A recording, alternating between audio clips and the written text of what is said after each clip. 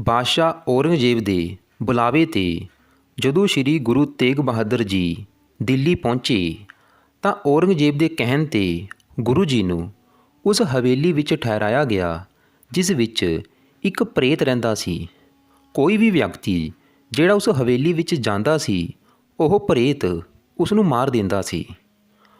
ਔਰੰਗਜ਼ੇਬ ਬਾਦਸ਼ਾਹ ਦੀ ਆਗਿਆ ਲੈ ਕੇ ਪਹਿਰੇਦਾਰ ਗੁਰੂ ਜੀ ਨੂੰ ਉਸ ਡਰਾਵਣੀ ਹਵੇਲੀ ਵਿੱਚ ਲੈ ਗਏ। ਚਾਰੇ ਦਿਸ਼ਾਵਾਂ ਵਿੱਚ ਪਹਿਰੇਦਾਰ ਬਿਠਾ ਦਿੱਤੇ ਗਏ। ਜਿਹੜੇ ਸੇਵਕ ਗੁਰੂ ਜੀ ਦੇ ਨਾਲ ਸਨ ਉਹ ਬਾਹਰ ਬਿਠਾ ਦਿੱਤੇ ਸਨ। ਉੱਧਰ ਔਰੰਗਜ਼ੇਬ ਕਹਿਣ ਲੱਗਾ, ਹੁਣ ਉਹ ਪ੍ਰੇਤ ਗੁਰੂ ਜੀ ਨੂੰ ਮਾਰ ਦੇਵੇਗਾ। ਔਰੰਗਜ਼ੇਬ ਨੂੰ ਵਜ਼ੀਰ ਕਹਿਣ ਲੱਗੇ ਕਿ ਆਪ ਜੀ ਨੇ ਬਹੁਤ ਹੀ ਚੰਗਾ ਢੰਗ ਅਪਣਾਇਆ ਹੈ। ਮਾਰਨ ਤੋਂ ਬਿਨਾਂ ਹੀ ਗੁਰੂ ਜੀ ਮਰ ਜਾਣਗੇ, ਨਹੀਂ ਤਾਂ ਡਰ ਕੇ ਮੁਸਲਮਾਨ ਹੋ ਜਾਣਗੇ। ਉੱਧਰ ਉਸ ਡਰਾਵਣੀ ਹਵੇਲੀ ਦੇ ਚਾਰੇ ਪਾਸੇ ਪਹਿਰੇਦਾਰ ਖੜ੍ਹੇ ਹੋਏ ਸਨ। ਗੁਰੂ ਜੀ ਉਸ ਹਵੇਲੀ ਅੰਦਰ ਟਿਕੇ ਹੋਏ ਸਨ। ਜਦੋਂ ਚਾਨਣ ਖਤਮ ਹੋ ਗਿਆ ਅਤੇ ਹਨੇਰਾ ਛਾ ਗਿਆ ਤਾਂ ਭਿਆਨਕ ਦੇਹ ਵਾਲਾ ਉਹ ਪ੍ਰੇਤ ਹਵੇਲੀ ਅੰਦਰ ਆ ਗਿਆ। ਉਸ ਪ੍ਰੇਤ ਨੇ ਜਦੋਂ ਉਸ ਹਵੇਲੀ ਅੰਦਰ ਗੁਰੂ ਜੀ ਨੂੰ ਵੇਖਿਆ ਤਾਂ ਗੁਰੂ ਜੀ ਦਾ ਤੇਜ ਪ੍ਰਤਾਪ ਵੇਖ ਕੇ ਪ੍ਰੇਤ ਨਿਹਾਲ ਹੋ ਗਿਆ। ਉਸ ਪ੍ਰੇਤ ਨੇ ਹੱਥ ਜੋੜ ਕੇ ਗੁਰੂ ਜੀ ਦੇ ਚਰਨ ਕਮਲਾਂ 'ਤੇ ਨਮਸਕਾਰ ਕੀਤੀ ਅਤੇ ਨਿਮਾਣਾ ਹੋ ਕੇ ਮੁਖ ਤੋਂ ਬੇਨਤੀ ਕੀਤੀ, ਹੇ ਗੁਰੂ ਜੀ, ਆਪ ਜੀ ਦਾ ਇੱਥੇ ਵਾਸਾ ਹੋਇਆ ਹੈ ਅਤੇ ਮੈਨੂੰ ਦਰਸ਼ਨ ਦਿੱਤੇ, ਮੈਂ ਧੰਨ ਹੋ ਗਿਆ ਹਾਂ। ਆਪ ਮੈਨੂੰ ਆਪਣਾ ਸੇਵਕ ਜਾਣੋ ਅਤੇ ਮੇਰੇ ਲਈ ਕੋਈ ਵੱਡਾ ਆਦੇਸ਼ ਦਿਓ। ਜਲ ਨੂੰ ਛੂਹਣ ਦੀ ਮੇਰੀ ਸ਼ਕਤੀ ਨਹੀਂ। ਜੇ ਮੈਂ ਆਪ ਜੀ ਵਾਸਤੇ ਭੋਜਨ ਲੈ ਆਵਾਂ ਤਾਂ ਪਤਾ ਨਹੀਂ ਤੁਸੀਂ ਮੇਰੇ ਹੱਥਾਂ ਦਾ ਭੋਜਨ ਛਕ ਲਵੋਗੇ ਜਾਂ ਨਹੀਂ। ਤੁਸੀਂ ਜੋ ਕਹਿ ਦੇਵੋਗੇ ਮੈਂ ਹਰ ਸੇਵਾ ਕਰਾਂਗਾ। ਇੱਥੇ ਜਿਹੜੇ ਵੀ ਦੁਸ਼ਟ ਆਪ ਜੀ ਦੇ ਦੋਖੀ ਹਨ, ਜਿਸ ਨੂੰ ਵੀ ਕਹੋ ਉਸ ਨੂੰ ਮਾਰ ਦਿੰਦਾ ਹਾਂ। ਉਹਨਾਂ ਨੂੰ ਪਕੜ ਕੇ ਨਗਰ ਤੋਂ ਦੂਰ ਵਗਾਹ ਮਾਰਾਂਗਾ, ਕੋਈ ਜਾਣ ਹੀ ਨਹੀਂ ਸਕੇਗਾ। ਉਸ ਥਾਂ ਪਹੁੰਚਾ ਦੇਵਾਂਗਾ। ਉਹਨਾਂ ਦੇ ਬੱਚੇ ਆਦਿ ਖਤਮ ਕਰਕੇ ਉਹਨਾਂ ਦੇ ਘਰ ਦੀਆਂ ਜੜ੍ਹਾਂ ਉਖਾੜ ਦੇਵਾਂਗਾ। ਆਪ ਜੀ ਦੀ ਆਗਿਆ ਅਨੁਸਾਰ ਹੀ ਮੈਂ ਸਾਰੀ ਕਾਰਵਾਈ ਕਰ ਸਕਾਂਗਾ। ਪ੍ਰੇਤ ਦੀਆਂ ਗੱਲਾਂ ਨੂੰ ਸੁਣ ਕੇ ਗੁਰੂ ਜੀ ਨੇ ਫਰਮਾਇਆ, ਅਸੀਂ ਤਾਂ ਕਿਸੇ ਨੂੰ ਵੀ ਦੁਸ਼ਮਣ ਨਹੀਂ ਜਾਣਿਆ। ਕਿਸੇ ਨੂੰ ਵੀ ਮਾਰਨਾ ਉਚਿਤ ਨਹੀਂ, ਕਿਉਂਕਿ ਸਾਰੇ ਜੀਵ ਆਪਣੇ ਭਾਗਾਂ ਕਰਕੇ ਹਨ। ਇਹ ਸਭ ਕਰਨ ਕਰਾਉਣ ਵਾਲਾ ਇੱਕ ਪਰਮੇਸ਼ਰ ਹੀ ਹੈ। ਉਸ ਦੇ ਅੱਗੇ ਇਹ ਵਿਚਾਰਾ ਜੀਵ ਕੀ ਚੀਜ਼ ਹੈ। ਪਰਮੇਸ਼ਰ ਹੀ ਸਾਰਿਆਂ ਨੂੰ ਮਾਰਦਾ ਅਤੇ ਉਹਨਾਂ ਦੀ ਰੱਖਿਆ ਕਰਦਾ ਹੈ। ਇਸ ਲਈ ਸ਼ਾਂਤ ਹੋ ਕੇ ਰਹੀਏ। ਇਹ ਸੁਣ ਕੇ ਪ੍ਰੇਤ ਸੋਚਣ ਲੱਗ ਪਿਆ ਕਿ ਗੁਰੂ ਜੀ ਦਾ ਮੇਰੇ ਕੋਲ ਵਾਸਾ ਹੋਇਆ ਹੈ, ਇਹਨਾਂ ਦੀ ਕੋਈ ਸੇਵਾ ਕਰਾਂ ਤਦੋਂ ਹੀ ਮੇਰਾ ਜੀਵਨ ਸਫਲ ਹੋਵੇਗਾ। ਉਹ ਪ੍ਰੇਤ ਤੁਰੰਤ ਅੰਤਰ ਧਿਆਨ ਹੋ ਗਿਆ ਅਤੇ ਜਿੱਥੇ ਬਹੁਤ ਵੱਡਾ ਬਾਜ਼ਾਰ ਸੀ ਉੱਥੇ ਚਲਾ ਗਿਆ। ਉਹ ਇਹ ਵਿਚਾਰ ਕਰਦਾ ਹੋਇਆ ਲੱਭਦਾ ਫਿਰਦਾ ਸੀ ਕਿ ਗੁਰੂ ਜੀ ਵਾਸਤੇ ਕੋਈ ਐਸੀ ਵਸਤੂ ਲਵਾਂ ਜਿਹੜੀ ਉਹ ਮੇਰੇ ਹੱਥੋਂ ਛਕ ਲੈਣ ਅਤੇ ਜਿਸ ਵਿੱਚ ਕੋਈ ਨੁਕਸ ਨਾ ਕੱਢਣ। ਉਸ ਪ੍ਰੇਤ ਨੇ ਸਾਰੇ ਬਾਜ਼ਾਰ ਵਿੱਚ ਖੋਜ ਕੀਤੀ ਅਤੇ ਇੱਕ ਦੁਕਾਨ ਦੇ ਕੋਲ ਆ ਕੇ ਖੜ ਗਿਆ। ਉੱਥੇ ਵਿਲਾਇਤ ਦੇ ਸੁੱਕੇ ਮੇਵੇ ਸਨ। ਉਸਨੇ ਉੱਥੇ ਸੰਧੂਰੀ ਰੰਗ ਦੇ ਸੇਬ, ਨਾਸਪਤੀ ਅਤੇ ਭਾਂਤ-ਭਾਂਤ ਦੇ ਮਿੱਠੇ ਫਲ ਵੇਖੇ। ਪ੍ਰੇਤ ਨੇ ਇਹ ਵਿਚਾਰ ਕੀਤੀ, ਇਹਨਾਂ ਨੂੰ ਲੈ ਕੇ ਚੱਲਦਾ ਹਾਂ। ਕੁਝ ਫਲ ਚੱਕ ਲਏ ਅਤੇ ਕੁਝ ਗੰਨੇ ਹੱਥ ਵਿੱਚ ਫੜ ਲਏ ਅਤੇ ਬਹੁਤ ਜਲਦੀ ਨਾਲ ਗੁਰੂ ਜੀ ਕੋਲ ਆ ਗਿਆ ਅਤੇ ਗੁਰੂ ਜੀ ਅੱਗੇ ਰੱਖ ਦਿੱਤੇ ਅਤੇ ਪ੍ਰਾਰਥਨਾ ਕੀਤੀ ਕਿ ਗੁਰੂ ਜੀ, ਇਹ ਫਲ ਸੇਵਨ ਕਰੋ। ਤੁਸੀਂ ਮੇਰੇ ਮਹਿਮਾਨ ਹੋ। ਪਰੋਣਾਚਾਰੀ ਕਰਨਾ ਮੇਰਾ ਫਰਜ਼ ਹੈ। ਗੁਰੂ ਜੀ ਨੇ ਉਸ ਪ੍ਰੇਤ ਦੀ ਬੇਨਤੀ ਸੁਣ ਕੇ ਕਿਰਪਾ ਦੀ ਨਜ਼ਰ ਨਾਲ ਉਸ ਵੱਲ ਵੇਖਿਆ। ਉਸ ਨੂੰ ਨਿਮਾਣਾ ਜਾਣ ਕੇ ਉਸ ਦੀ ਸੇਵਾ ਸਵੀਕਾਰ ਕਰ ਲਈ ਅਤੇ ਫਲ ਮੇਵੇ ਛਕਣ ਵਾਸਤੇ ਹੱਥ ਵਿੱਚ ਲੈ ਲਏ। ਫਿਰ ਗੁਰੂ ਜੀ ਗੰਨੇ ਚੁੱਪਣ ਲੱਗੇ। ਗੁਰੂ ਜੀ ਕੁਝ ਛਿਲਕੇ ਅੱਗੇ ਸੁੱਟ ਰਹੇ ਸਨ ਅਤੇ ਕੁਝ ਛਿਲਕੇ ਹਵੇਲੀ ਦੇ ਬਾਹਰ ਸੁੱਟ ਰਹੇ ਸਨ। ਫਿਰ ਗੁਰੂ ਜੀ ਨੇ ਉਸ ਪ੍ਰੇਤ ਨੂੰ ਪੁੱਛਿਆ, ਤੂੰ ਉਸ ਵੇਲੇ ਕਿਹੜਾ ਬੁਰਾ ਕਰਮ ਕਮਾਇਆ ਸੀ ਜਿਸ ਕਰਕੇ ਆਪ ਨੂੰ ਪ੍ਰੇਤ ਜੁੰਨੀ ਵਾਲਾ ਸਰੀਰ ਪ੍ਰਾਪਤ ਹੋਇਆ ਹੈ? ਪ੍ਰੇਤ ਨੇ ਸੁਣ ਕੇ ਉਸ ਵੇਲੇ ਹੱਥ ਜੋੜ ਕੇ ਬੇਨਤੀ ਕੀਤੀ, ਮੈਂ ਅਜਿਹਾ ਸਰੀਰ ਇਸ ਭੈੜੇ ਕਰਮ ਕਰਕੇ ਪ੍ਰਾਪਤ ਕੀਤਾ ਹੈ ਕਿ ਸਾਡੇ ਸਰੀਕਾਂ ਵਿੱਚ ਵੱਡਾ ਝਗੜਾ ਪੈ ਗਿਆ ਸੀ। ਸਾਰੇ ਵਿਰਜ ਰਹੇ ਸਨ ਕਿ ਜੱਦੀ ਜਾਇਦਾਦ ਮੇਰੀ ਹੈ। ਉਸ ਵੇਲੇ ਮੈਂ ਝੂਠੀ ਮਰਿਆਦਾ ਧਾਰ ਕੇ ਸਾਰਿਆਂ ਦੇ ਮਨ ਵਿੱਚ ਭਰਮ ਪੈਦਾ ਕਰ ਦਿੱਤਾ ਅਤੇ ਸਾਰਾ ਮੁਕੱਦਮਾ ਜਿੱਤ ਲਿਆ। ਮਨ ਵਿੱਚ ਵਿਚਾਰ ਰਿਹਾ ਸੀ ਕਿ ਇਸ ਦਾ ਕੋਈ ਪਾਪ ਨਹੀਂ, ਪਰ ਉਸੇ ਦੋਸ਼ ਕਰਕੇ ਮੈਨੂੰ ਐਸੀ ਜੂਨ ਮਿਲੀ ਜਿਸ ਵਿੱਚ ਬਹੁਤ ਦੁੱਖ ਮਿਲਿਆ ਹੈ। ਗੁਰੂ ਜੀ, ਆਪ ਜੀ ਮੇਰੇ 'ਤੇ ਦਇਆ ਕਰੋ, ਮੈਨੂੰ ਇਸ ਜੂਨੀ ਤੋਂ ਛੁਡਾ ਦੇਵੋ। ਗੁਰੂ ਜੀ ਨੇ ਸੁਣ ਕੇ ਮੁੱਖੋਂ ਬਚਨ ਫਰਮਾਏ, ਇਹਨਾਂ ਹੇਠਾਂ ਪਏ ਛਿੱਲੜਾਂ ਨੂੰ ਪ੍ਰੇਮ ਨਾਲ ਚੂਪ ਲਵੋ।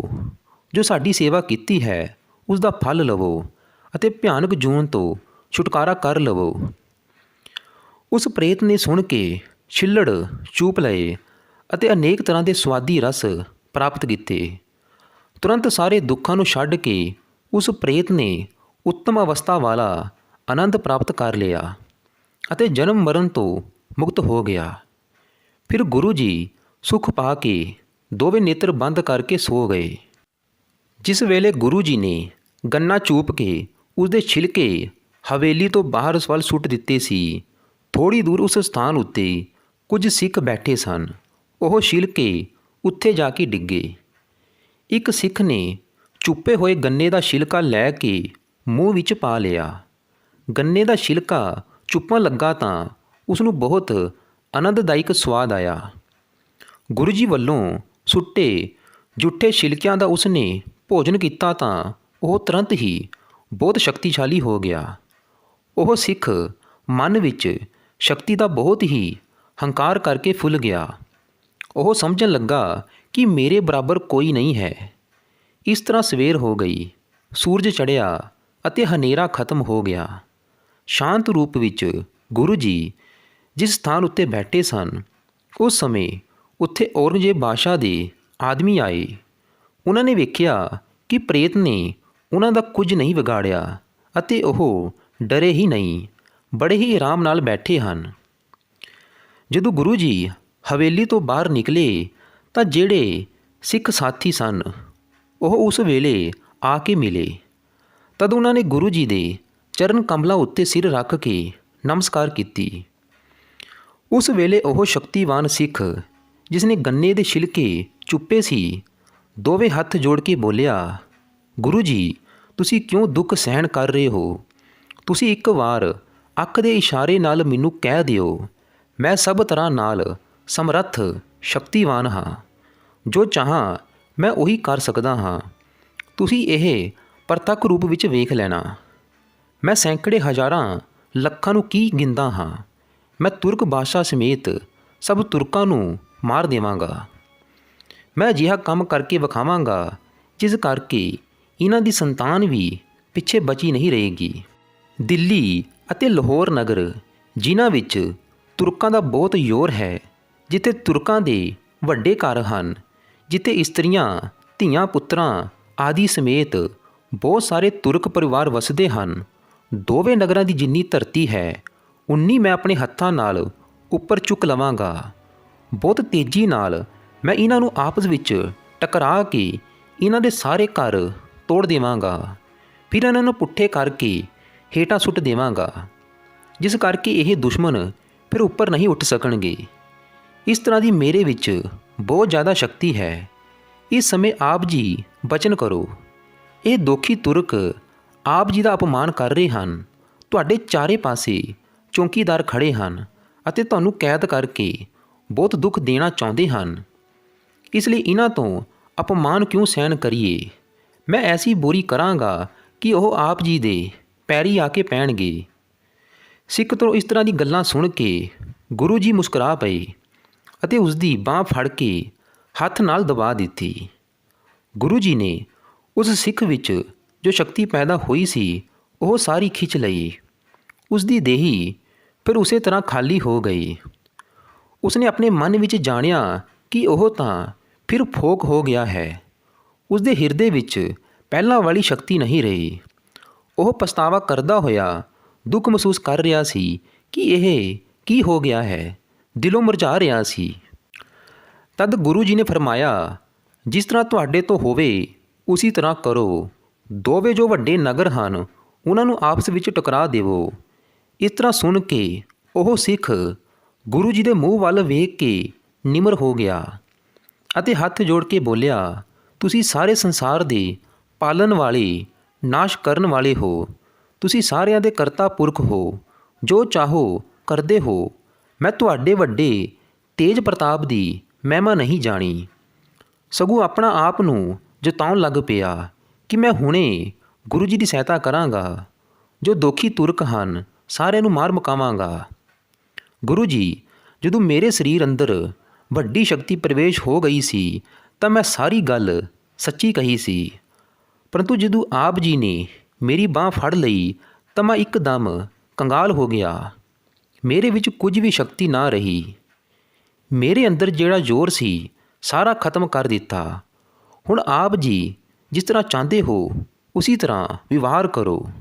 ਗੁਰੂ ਜੀ ਇਹ ਸੁਣ ਕੇ ਉਸ ਸਿੱਖ ਨੂੰ ਮੁਖ ਤੋਂ ਉਚਾਰ ਕੇ ਸਮਝਾਉਣ ਲੱਗੇ, ਤੂੰ ਸ਼ਰਧਾ ਧਾਰਨ ਕਰਕੇ ਸਾਡੇ ਨਾਲ ਆਇਆ ਸੀ ਅਤੇ ਸਿੱਖ ਧਰਮ ਨੂੰ ਚੰਗੀ ਤਰ੍ਹਾਂ ਨਿਭਾਇਆ। ਫਿਰ ਤੁਰਕਾਂ ਦੇ ਮਾੜੇ ਵਿਵਹਾਰ ਨੂੰ ਵੇਖ ਕੇ ਮਨ ਵਿੱਚ ਵੱਡੀਆਂ ਸੋਚ ਵਿਚਾਰਾਂ ਕਰਨ ਲੱਗਾ। ਫਿਰ ਆਪ ਨੇ ਸਾਡੇ ਉੱਤੇ ਸ਼ੱਕ ਕੀਤਾ ਕਿ ਇਹ ਗੁਰੂ ਜੀ ਸਮਰੱਥਾਵਾਨ ਹਨ ਜਾਂ ਨਹੀਂ। ਇਸ ਲਈ ਅਸੀਂ ਤੇਰੇ ਵੱਲ ਗੰਨੇ ਦੇ ਛਿਲਕੇ ਸੁੱਟੇ ਸਨ।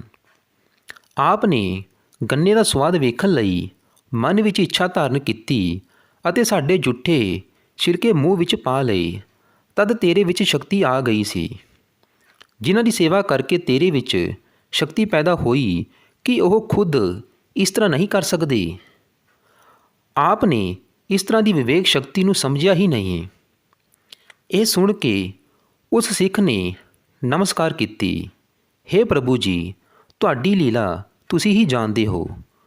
ਤੁਰਕ ਤੁਹਾਡੀ ਬੇਅਦਬੀ ਕਰਦੇ ਹਨ ਤਾਂ ਉਹ ਸਾਡੇ ਤੋਂ ਸਹਾਰੀ ਨਹੀਂ ਜਾਂਦੀ। ਇਸ ਲਈ ਤੁਹਾਡੇ ਕੋਲ ਆ ਕੇ ਕਿਹਾ ਸੀ, ਹੇ ਪ੍ਰਭੂ ਜੀ, ਮਾਫ਼ ਕਰ ਦਿਓ, ਸਾਡੀ ਮਤ ਅਣਜਾਣ ਹੈ। ਫਿਰ ਕਦੀ ਵੀ ਇਸ ਤਰ੍ਹਾਂ ਦੀ ਗੱਲ ਨਹੀਂ ਬੋਲਾਂਗਾ। ਜਿਸ ਤਰ੍ਹਾਂ ਤੁਹਾਨੂੰ ਚੰਗਾ ਲੱਗੇ ਉਸੀ ਤਰ੍ਹਾਂ ਕਾਰਜ ਕਰੋ।